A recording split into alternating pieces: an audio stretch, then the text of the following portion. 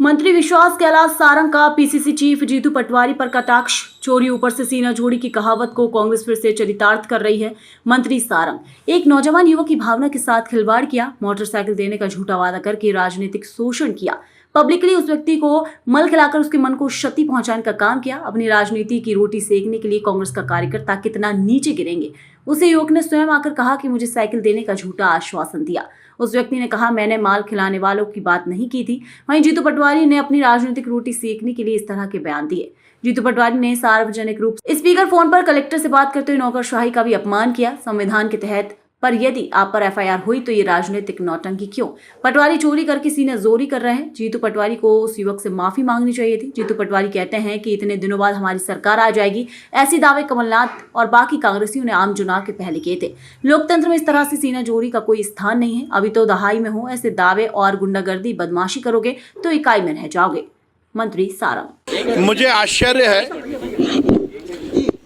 आश्चर्य है फिर कांग्रेस वही कहावत को चरितार्थ कर रही है कि चोरी और ऊपर से सीना जोरी। आपने एक नौजवान युवक की भावनाओं के साथ खिलवाड़ किया, उसे मोटरसाइकिल देने का झूठा आश्वासन देकर उसका राजनीतिक शोषण करते हुए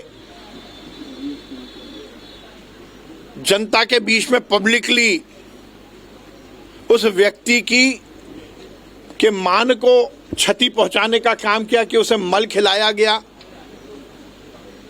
अपनी राजनीतिक रोटी सेकने के लिए कांग्रेस के कार्यकर्ता कितना नीचे गिरेंगे। उस युवक ने स्वयं आकर कहा कि मुझे साइकिल देने का झूठा आश्वासन दिया और मैंने मल खिलाने वाली बात कही नहीं थी।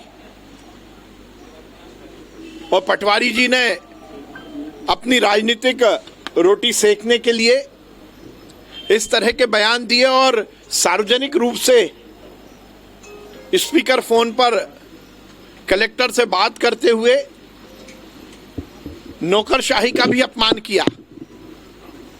एक तरफ आप कहते हो कि हम संविधान का पालन करना चाहते हैं, संविधान की रक्षा करना चाहते हैं, और संविधान के तहत यदि आप पर एफआईआर हुई है तो फिर ये राजनीतिक नौटंकी क्यों?